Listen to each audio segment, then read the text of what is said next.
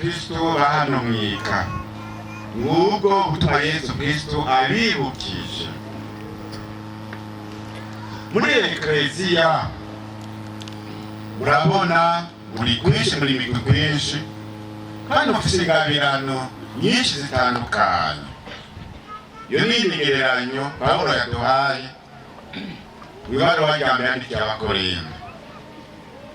Izo ngabirano hamwe mwozishira hamwe mukazitumbereza mu murongo umwe, izo ngabirano zovamwo ivyiza vyinshi, ivyiza vyo kubaka umuryango wa paruwase nshasha, paruwase ya Mwika.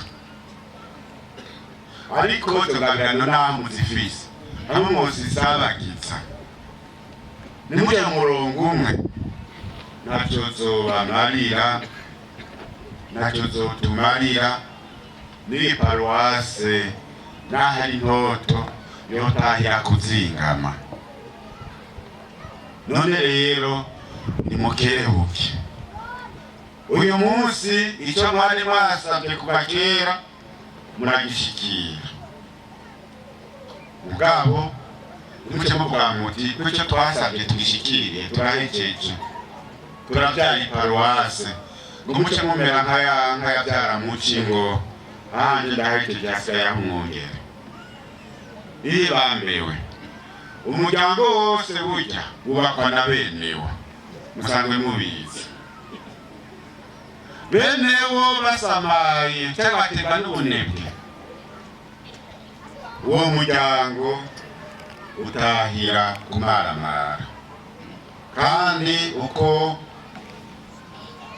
bawufata ukutariko niko n'imfyisi ziheza zikawutera, zigasanzaza, zigasahura.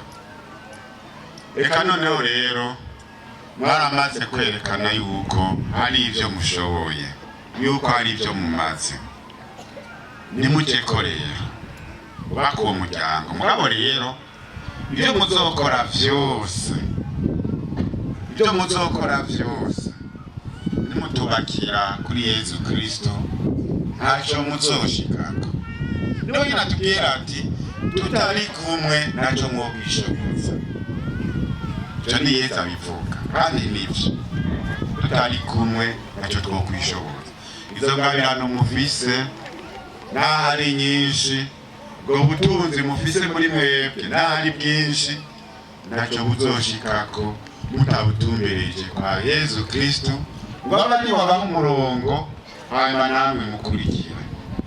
Nimwemere rero abari babera umwungere, ibisigaye navyo azoza bitunganye neza muri mwebwe. Mbere n'ivyo mutari muzi yuko mushoboye, musange bikunze. Narahimbawe cyane aho numviye yuko mwifuza kwiparuwase yoragizwa umushamirana gose wa Yesu. Narahimbawe nukubera mwategereye yuko Yesu ariwe soko muvomamwo ivyiza vyose. Ivyiza navyo biri muri wa mushaha wiwe mweranda. Naciye nshima rero yuko iyi paruwasi yoshingwa kuri genekerezo rya mbere ry'ukwezi kwa gatandatu. Niba mutari mubizi, nagomba ndabibutse yuko ukwezi kwa gatandatu ari ukwezi kwahariwe umushaha mweranda gose wa Yesu. Ukwezi kwa gatandatu, kuko ukwezi kwa gatanu ari ukwezi kwa Bikira Mariya, ukwezi kwa gatandatu nuko umushaha mweranda gose wa Yesu. Cyo gituma rero kuri genekerezo rya mbere ry'ukwezi kwa gatandatu ari ubushime gushinga iyi paruwasi. Muzokwame muvyibuka kandi mwibuka n'igituma vyagenze uko.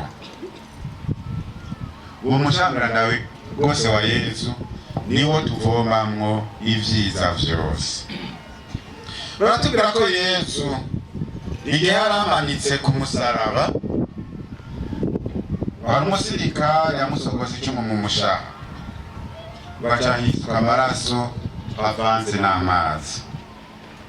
N'ibimenyetso bidasanzwe. Amaraso ni ikimenyetso cy'Ukaristiya, aho Kristo wenyine yamatwihereza wese umubiri wiwe, amaraso yiwe, umutima wiwe n'ubumana bwiwe, akatwihereza watubera ifunguro.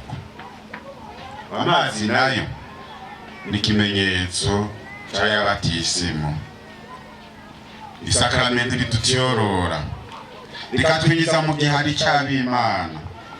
Rero amasakramento uko ari abiri, y'Ukaristiya n'igibatisimu, niyo shingiro ry'ivyiza byose by'Imana tugabana, nabyo bikaba byashinzwe umuryango w'Ekleziya.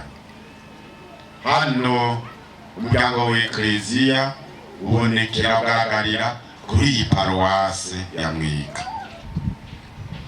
Mu mwaka w'igihumbi kimwe n'amajana 673 hariho umubikira yitwa Margarita Maria Alacoque, umubikira wo mu gihugu cy'Ubufaransa, yabonekewe n'umushaha wa Yezu. Yabonekerwa na Ekleziya yaravyemeje. Muri icyo gihe rero niho Yezu yamubarira ibintu byinshi yemereye abazoha icubahiro umushaha wiwe mweranda gose. Akavuga ati, nzobaha inema zose bazaba bakeneye mu buzima bwabo bwa misi yose, no mabanga basanzwe bajejwe mu buzima bwa misi yose. Ati, nzosesekaza amahoro mu miryango y'abo bantu, abo bazoba bama biheka ku mushaha wanje. Ati, nzobabera uruhoza mu bizo bakora byose, no mu bigeragezo byose bizobashikira. Nzobabera amahungiro nyayo, nongere baserukeko mu kiringo c'urupfu, bapfane inema yeza.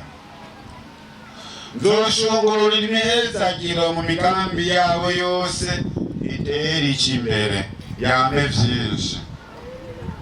Umushaha wanje uzobera abacumuzi nk'isoko ry'amaho, nk'ikiyaga kitagira iherezo, aho bazokwivomera ikigongwe kitigera gikama.